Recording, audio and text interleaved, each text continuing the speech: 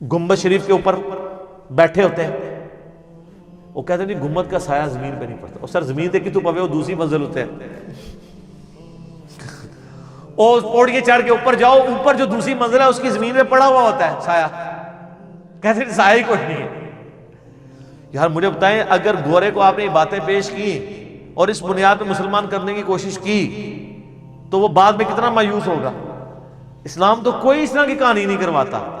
نبی علیہ السلام نے کبھی کوئی اس طرح کی باتیں نہیں کی ہیں کہ امت کو اس طرف لگا دیا جائے کہ وہ یہ کرنا شروع کر دے. ہمارا تو کہیں پہ کلیم نہیں ہے کہ یہ اس طریقے سے ہوتا ہے. معجزات کو کرامات کو ہم مانتے ہیں لیکن وہ بالکل ایک ڈیفرنٹ چیز ہے. وہ مسئلہ نمبر 131 ABCD میرے 4 لیکچرز دیکھ لیں تو آپ کو پتہ چلے گا.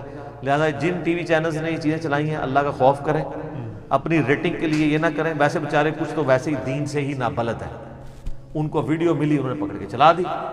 ٹھیک ہے بہدر و بادش، ان کو یہ نہیں پتا کہ اس کا رزلٹ کیا نکلنا ہے. اور میں آپ کو بتاؤں، میں یہ تکبر کے طور پہ نہیں کہہ رہا، میں اللہ تعالیٰ کا شکر ادا کرتے ہوئے کہہ رہا ہوں اس پلیٹ فارم نے آپ کی آنے والی نسلوں کو ایتھیسٹ اور سیکولر ہونے سے بچا لیا ہے. کیونکہ دین کا جو آپ نے چہرہ پیش کیا تھا نا، انہوں نے پوری انجینئرنگ کر دینا تھا.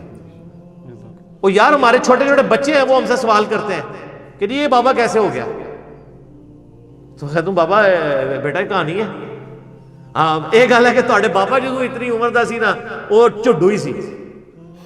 میں نے آپ کو بتایا نہیں ہے کہ میں اپنے بیٹے کو ایک جگہ تبلیغی مرکز میں ہم زور کی نماز کے بعد بیٹھے ہوئے تو وہ بائی چانس میری بدقسمتی یا خوش قسمتی کہہ لیں تو وہ جب تعلیم سن رہے اس میں وہ آیا جناب کہ ایک بزرگ تھے روزانہ 3 قرآن پڑھتے تھے، دوسرے کا آیا جناب وہ روزانہ رات کو 8 قرآن پڑھتے تھے. تو وہ باہر جب میں نکلا میں نے کہا میرے بچوں درس کیسا تھا؟ کہتے ہیں درس تو بابا اچھا تھا لیکن یہ روزانہ 8 قرآن کون کیسے کوئی پڑھ سکتا ہے. اب میں سوچ رہا تھا کہ اس بچے کی جگہ میں ہوتا اور میری جگہ میرے والد صاحب ہوتے، انہوں نے کہا بیٹا ایک کرامت ہے. ٹھیک ہے تو یہ تو جعلی چیز ہے. صحیح مسلم میں حدیث ہے نبی علیہ السلام فرمایا تم میں سے کس کی استطاعت ہے کہ 1/3 قرآن ایک رات میں پڑھ لے. صحابہ نے کہا یا رسول اللہ یہ کون کر سکتا ہے؟ یہ تو اولیاء اللہ ہی کر سکتے ہیں، اسی تو چھڑے سے آتی ہیں انورٹڈ کامن ہے. تو آپ فرمایا سورہ اخلاص پڑھ لو 1/3 قرآن کے برابر. تو یہ آپ کے بزرگوں کو اگر آپ نے بچانا ہے تو آپ یہ کہیں 8 قرآن کا مطلب ہے 8 ضرب 3 24 ٹائمز سورۃ الاخلاص ایکول ٹو 8 قرآن. پھر مان لیں گے. باقی ذرا آپ گھنٹے ذرا ایک رات کے گن لیں یہ 24 قرآن کیسے پڑھتے ہوں گے. مطلب 8 قرآن کوئی پڑھ سکتا ہے اس طرح ایک رات کے اندر؟ کہانی ہے. پھر وہ کہتے ہیں ایک نماز پڑھتے تھے بیت اللہ میں، دوسری بیت المقدس میں، تیسری مسجد نبوی میں. ہم کہتے ہیں صحیح مسلم میں بنو سلمہ نے ارادہ کیا کہ گاؤں سے شہر مدینہ میں شفٹ ہوں کیونکہ ہمیں اتنی دور سے آتے ہوئے تردد ہوتا ہے. تو نبی علیہ السلام نے فرمایا کہ ہر قدم پہ نیکیاں ملتی ہیں، تم واپس چلے جاؤ. تو وہ واپس چلے گئے.